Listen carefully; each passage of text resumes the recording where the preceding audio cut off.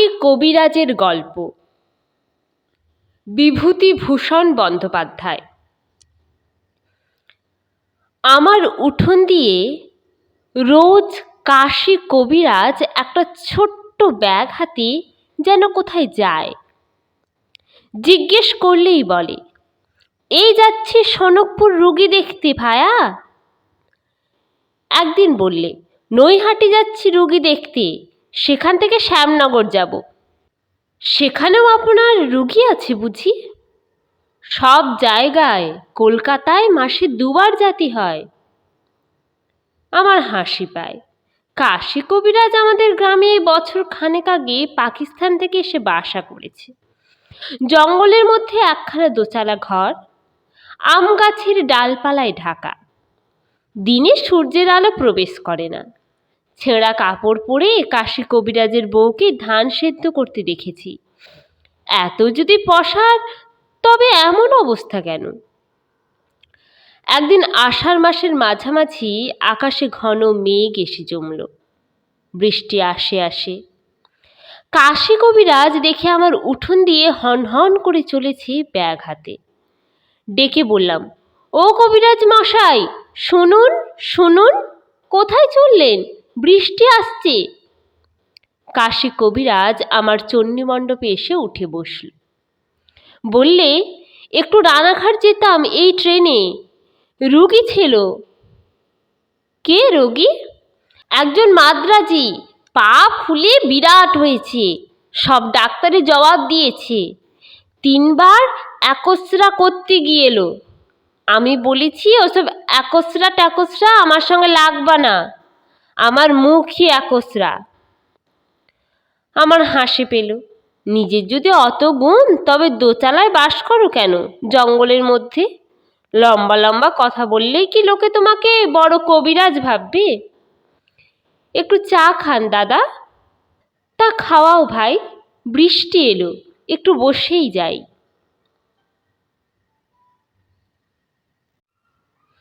আপনার পসার তাহলে বেশ বেড়েছে। বাড়বে কি ভায়া, বরাবর আছে। আমার তান্ত্রিক কবিরাজি, যা কেউ সারাতে পারবে না তা আমি সারাবো। বলেন কি? এই জন্যেই তো আমার পসার, শুধু ঝাড়ানো কাড়ানো। ঝাড়িয়ে রোগ সারিয়েছেন? আরে এ পাগল বলে কি, বড় বড় রোগ ঝাড়িয়ে সারিয়েছি। বটে, তোমরাই ইংরাজি লেখাপড়া জানো কি না, সমস্ত অবিশ্বাস করো জানি, ভূত মানো। এই রে, ঝাড়ফুঁক থেকে এবার ভূত প্রেতে এসে পৌঁছল। কাশীনাথ কবিরাজ অনেক কিছু জানে দেখছি। বললাম, যদি বলি মানি নে। তা তো বলবাই, ইংরাজি পড়াতে তোমাদের ইহকালও গিয়েছে, পরকালও গিয়েছে। রাগ করো না ভায়া, যা সত্যি তাই বললাম। চা এসেছে? তাহলে একটা গল্প শোনো বলি। আমার নিজের চোখে দেখা। খুব বৃষ্টি এসে পড়ল, চারিদিক অন্ধকার করে এলো। কাশীনাথ কবিরাজ তার গল্প আরম্ভ করল। কাশীনাথ কবিরাজ তান্ত্রিক মতে চিকিৎসা করে বলে অনেক দূর দূর থেকে তার ডাক আসে। আজ বছর 10 আগে হরিহরপুরের জমিদার শিবচন্দ্র মুখুজ্জের বাড়ি থেকে তাঁর ছেলের চিকিৎসার জন্যে কাশীনাথের ডাক এলো। আমি বললাম, আগে কখনো সেখানে গিয়েছিলেন আপনি? না। নাম জানতেন? খুব, আমাদের ওদেশে হরিহরপুরের জমিদারের নাম খুব প্রসিদ্ধ। যখন গিয়ে পৌঁছলেন তখন বেলা কত? এই সন্ধ্যের কিছু আগে। তারপর শোনো।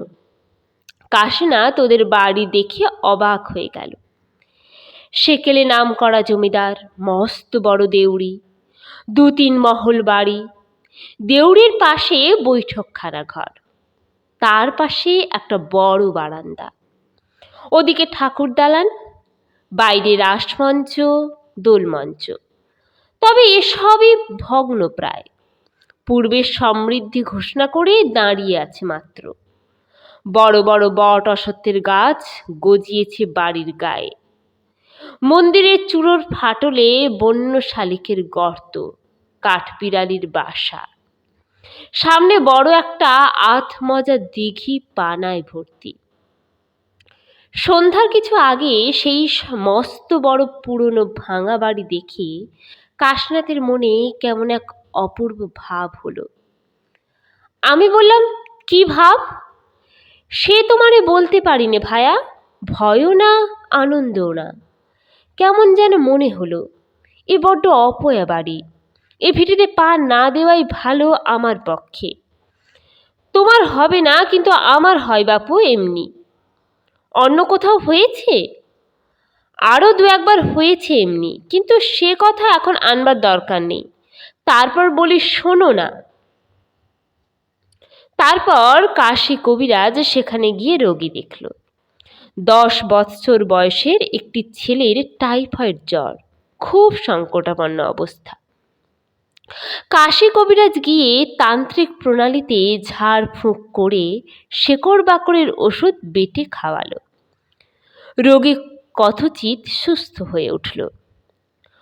অনেক রাত্রে কাশী খাওয়া দাওয়া সেরে দেউড়ির পাশে বৈঠকখানা ঘরে এসে দেখল সেখানে তার জন্যে শয্যা প্রস্তুত। উৎকৃষ্ট শয্যা, দামি নেটের মশারি, কাঁসার গেলাসে জল ঢাকা আছে, ডিবের বাটিতে পান, সব ব্যবস্থা অতি পরিপাটি। আমি বললাম, বড় লোকের বাড়ির বন্দোবস্ত। হাজার হোক বনেদি ঘর তো, যতই অবস্থা খারাপ হোক পুরনো চালচলন যাবে কোথায়। তারপর কাশী কবিরাজ বেশিক্ষণ শোয়নি। এমন সময়ে সে দেখল ঘোমটা পড়া একটি বউ হনহন করে মাঠের দিক থেকে এসে দেউড়ির মধ্যে দিয়ে জমিদার বাড়ি ঢুকছে। কাশী খুব আশ্চর্য হয়ে গেল, এত রাত্রে বাইরের মাঠ থেকে এসে বাড়ি ঢুকলো কে? ভদ্রলোকের ঘরের সুন্দরী বধূ বলেই মনে হলো, যতটুকু দেখেছে তা থেকেই। যাক, সে এসেছে কবিরাজি করতে, অত শত খোঁজে তার কি দরকার? যে যা ভালো বোঝে করুক। আমি বললাম, রাত তখন কত? রাত 1টার কম নয়, বরং বেশি। যেদিক থেকে এলো সেদিকে কোনো লোকালয় নেই? না মশাই, ফাঁকা মাঠ অনেকখানি পর্যন্ত, তারপর কোদালে নদী। কোদালে নদীতে গরমকালে জল থাকে না, হেঁটে পার হওয়া যায়। তার ওপারে বলরামপুর গ্রাম। আপনি কি করে বুঝলেন ভদ্রবংশের মেয়ে? হাত পায়ের যতটুকু খোলা, ধবধবে ফর্সা। আধ জ্যোৎস্না রাত, আমি দিব্যি টের পাচ্ছি মুখখানা অবশ্যই ঘোমটায় ঢাকা ছিল। বাড়ির মধ্যে ঢুকে যাওয়ার সময় অন্য কোনো লোক সেখানে ছিল না। আপনাকে টের পেয়েছিল? কোনো দিকে না চেয়ে হনহন করে বাড়ির মধ্যে ঢুকে গেল। কাশী কবিরাজ নির্বিরোধী ভালো লোক। সে জলের গেলাস তুলে খানিকটা জল খেয়ে মশারি খাটিয়ে শুয়ে পড়ল। কিন্তু নানা চিন্তায় ঘুম আর আসে না। বিছানায় শুয়ে এপাশ ওপাশ করতে লাগলো। লোকে বাড়িতে চিকিৎসক ডাকে ঘুমবার জন্যে নয়। কাশী কবিরাজ অভিজ্ঞ লোক, দায়িত্ববোধ তার যথেষ্ট। সে অবস্থায় তার চোখে ঘুম আসে কি করে? মিনিট খানেক পরে কাশী হঠাৎ দেখলে সেই বউটি তার পাশের দেউড়ি দিয়ে আবার বার হয়ে যাচ্ছে। বিছানা ছেড়ে সে তরাক করে উঠে পড়ল। বউটি ক্রমে দূর মাঠের দিকে চলে যাচ্ছে। জ্যোৎস্নায় তার সাদা কাপড় দূর থেকেও স্পষ্ট দেখা যাচ্ছে। আমি বললাম, মাঠের দিকে গেল একা? একদম একা, আর অত রাত। আপনি কি ভাবলেন? আমি আর কি ভাববো মশাই, একেবারে অবাক। এত রাত্রে একটি সুন্দরী মেয়ে এমনভাবে যে নির্জন মাঠের দিকে চলে যেতে পারে তা কখনো দেখিওনি। কাশী কবিরাজ 7-5 ভাবছে। এমন সময়ে বাড়ির মধ্যে থেকে একজন ছুটে এসে বললে, শিগগির আসুন কবিরাজ মশাই, রোগী কেমন করছে। কাশী গিয়ে দেখে রোগীর অবস্থা সত্যই খারাপ, কিন্তু হঠাৎ এত খারাপ হওয়ার কথা তো নয়। যা হোক, তখনকার মতো ব্যবস্থা করতে হলো। অনেকক্ষণ খাটুনির পরে রোগী খানিকটা সামলে উঠল। তখন আবার এসে শুয়ে পড়ল কাশীনাথ বাইরের দেউড়ির ঘরে। পরের দিন মান রোগীর অবস্থা ক্রমশ ভালোর দিকেই চলল। জমিদার বাবুর মন বেশ ভালো। প্রথম দিন বড়ই যেন মুষড়ে পড়েছিলেন। এমনকি কবিরাজের সঙ্গে বসে দুপুরের পর খানিকক্ষণ পাশাও খেললেন। কবিরাজকে তাঁদের বড় দিঘিতে একদিন মাছ ধরতে যাবার আমন্ত্রণ জানালেন। খাবার ব্যবস্থাও দুপুরে বেশ ভালোই হলো, দই, দুধ, সন্দেশ ইত্যাদি। কবিরাজ খুব খুশি, জমিদার বাবু বেশ প্রফুল্ল। সেই রাত্রে একটা আশ্চর্য ঘটনা ঘটল। এমন ধরনের ব্যাপার কাশী কবিরাজ কখনো কল্পনাও করতে পারেনি। রোগীর অবস্থা ভালো থাকার দরুন সেদিন আর বেশি খাটুনি ছিল না ওর। সকাল সকাল খেয়ে দিয়ে শয্যা আশ্রয় করল। কিন্তু ঘুম আসতে দেরি হতে লাগলো। কোথাকার ঘড়িতে 1টা বেজে গেল ঢং করে।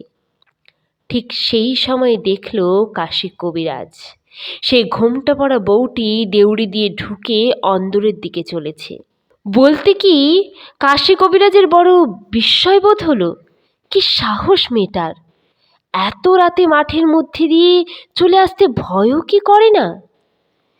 মিনিট 15 কেটে গেল, কি 20 মিনিট। তারপর কাশী কবিরাজকে আশ্চর্য স্তম্ভিত করে দিয়ে সেই বউটি ওর ঘরে এসে ঢুকলো। আমি বললাম, আপনার ঘরে? হ্যাঁ, একেবারে আমার সামনে। ঘরে আলো ছিল। বাড়িতে রোগী থাকার দরুন আমার ঘরে সারা রাতে একটা হ্যারিকেন জ্বলে।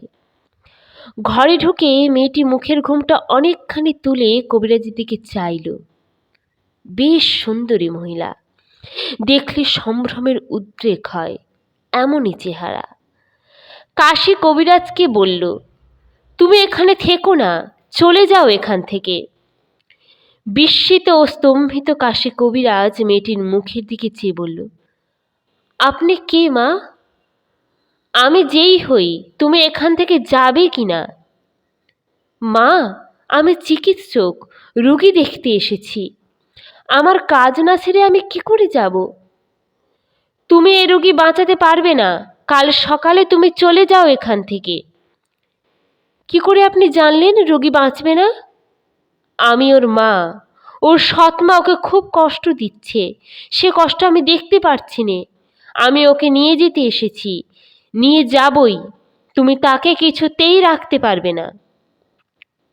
কাশীনাথ কবিরাজ তখনও ব্যাপারটা ঠিক যেন বুঝে উঠতে পারেনি। সে আমতা আমতা করে বললে, আপনি কোথায় থাকেন? আমি মারা যাবার পরে আজ 4 বছর হলো ওর বাবা আবার বিয়ে করেছে।